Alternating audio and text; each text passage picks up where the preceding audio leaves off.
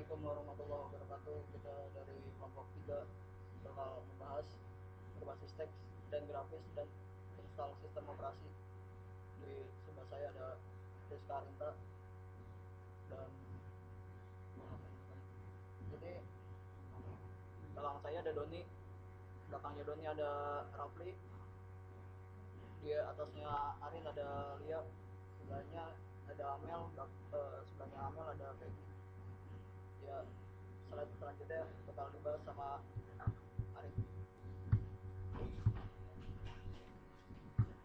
Ya, sistem operasi berbasis teks CLI adalah sistem operasi berbasis teks adalah sistem yang bersemata-mata menggunakan teks sebagai alat operasinya. Sistem ini berjalan dengan menggunakan huruf prompt standar, yakni huruf yang menunjukkan dan aktif. Sistem operasi ini tidak dapat berjalan sebelum memakai user memasukkan sistem operasi DOS ke Unix operating system. Ya, contoh sistem operasi jaringan berbasis teks. Yang pertama itu Linux Debian. Linux Debian adalah sistem operasi bebas yang dikembangkan secara terbuka oleh banyak programmer sukarela yang tergabung dalam proyek Debian. Sistem operasi Debian sendiri itu adalah gabungan dari perangkat lunak yang dikembangkan oleh lisensi GNU dan utamanya menggunakan kernel Linux. Yang kedua adalah Linuxus. Linuxus itu sendiri adalah Linux OpenSUSE 11.0, merupakan salah satu OS Linux yang paling baru dirilis di Indonesia pada Juni 2008. Yang membedakan Linux OpenSUSE dengan Linux OS lainnya yaitu implementasi mono di OpenSUSE yang mulus, karena memang dimotori oleh Novell, yes.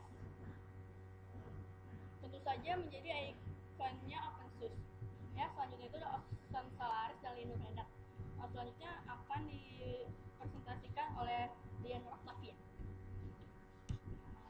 Sun Solaris adalah sistem operasi dengan terbuka, yaitu open source, mirip dengan Linux GNU atau Linux BSD. Tapi ada beberapa properti milik Sun Microsoft System. Penjelasan akan dipisahkan dalam 3, yaitu framework, test, dan masih banyak yang lainnya. Linux Red Hat yaitu merupakan salah satu distribusi yang memiliki program instalasi yang sangat baik, sehingga instalasi dapat dilakukan secara otomatis. User hanya perlu memasukkan informasi mengenai sistem yang dimiliki dan sisanya dikerjakan oleh program instalasi. Selanjutnya kelebihan dari sistem berbasis teks yaitu pengoperasiannya mudah, space yang dibutuhkan tidak terlalu besar, tidak memerlukan memori besar, kompatibel pada hampir semua jenis software dan hardware. Kelemahannya metode operasinya dalam teks tidak kompatibel pada beberapa program yang beroperasi dalam model grafis. Selanjutnya oleh Nico.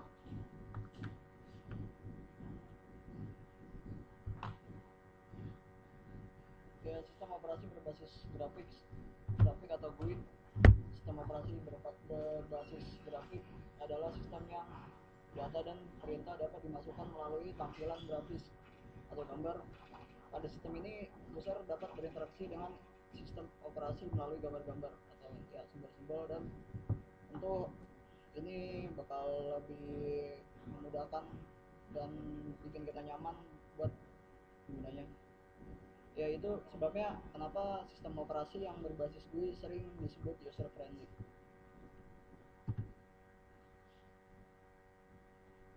Contoh sistem operasi jaringan berbasis grafik itu Ubuntu. Ubuntu itu salah satu distribusi Linux yang berbasis Debian. Terus distribusinya sebagai software bebas. Ada juga Poppy Linux, itu salah satu distribusi Linux Live CD yang sangat kecil ukurannya dan mengutamakan kemudahan dalam penggunaan aplikasi untuk pekerjaan standar sehari-hari seperti Mobile Simon Key, Upwork, G-Numeric Spreadsheet, ya, dan lain-lain. Ada Morphos juga, ada Vector Linux juga. Kelebihannya desain grafis. Oke. Bakal dilanjut sama unit selanjutnya. Oke, kelebihannya itu ada desain grafisnya lebih menarik, berinteraksi dengan komputer secara lebih baik. Yang ketiga itu mudah digunakan ya. Yang keempat, menarik minat pengguna. Yang kelima, resolusi gambar yang tinggi. Kekurangannya itu akan banyak sekali memori, tergantung pada hardware atau perangkat keras, dan membutuhkan banyak tempat pada layar komputer, dan juga tidak fleksibel.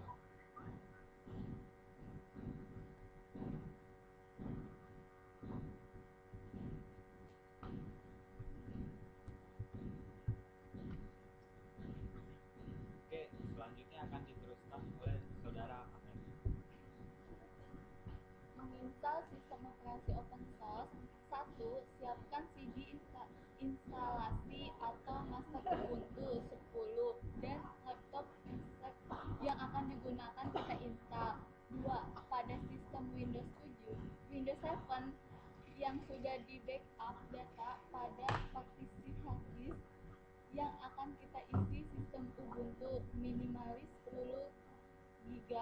Pasti kosong hal ini karena kita tidak akan menggunakan Ubuntu untuk keseluruhan hard disk.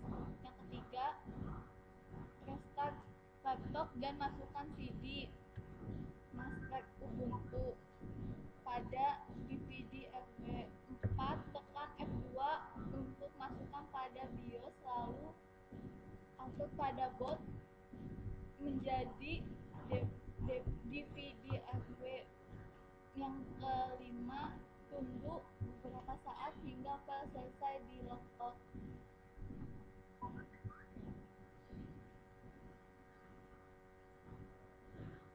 Yang keenam, tak lama kemudian muncul wizard instalasi. Pilihan bahasa yang ingin gunakan, lalu klik tombol instalasi Ubuntu untuk melanjutkan.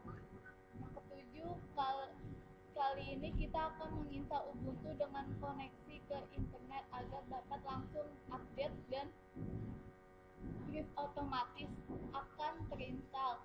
Hal ini dapat mendownload perubahan saat proses instalasi atau menginstalasi software pihak ketiga seperti dokumen MP3. Hanya dapat dilakukan jika kita memiliki koneksi internet dan saat instalasi, tetapi instalasi ini akan membutuhkan waktu yang lebih lama.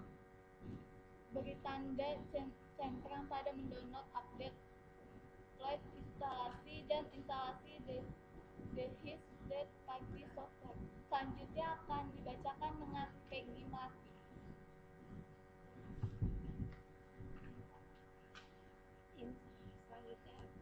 Selanjutnya ada 3 pilihan pada allowed drive space. Pertama, install allowed stage order operating system, install bersama sistem operasi lain. Kedua, erase dan use the entire disk untuk menghapus dan menggunakan seluruh disk. Specify partition manually atau advance, menentukan partisi secara manual atau untuk tingkat mahir.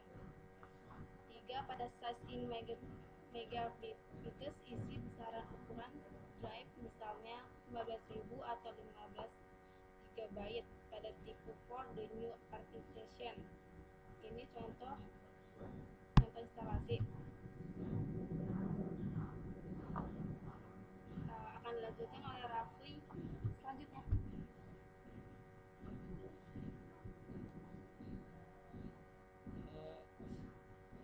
CD atau DVD instalasi apapun dikeluarkan. Ambil CD atau DVD itu lalu tekan enter untuk merobot.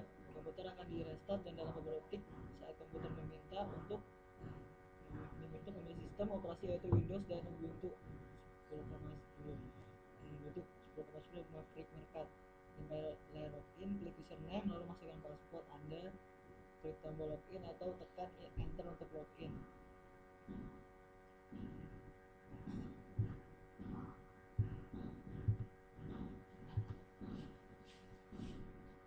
Cukup sekian. Ya cukup sekian presentasi dari kami.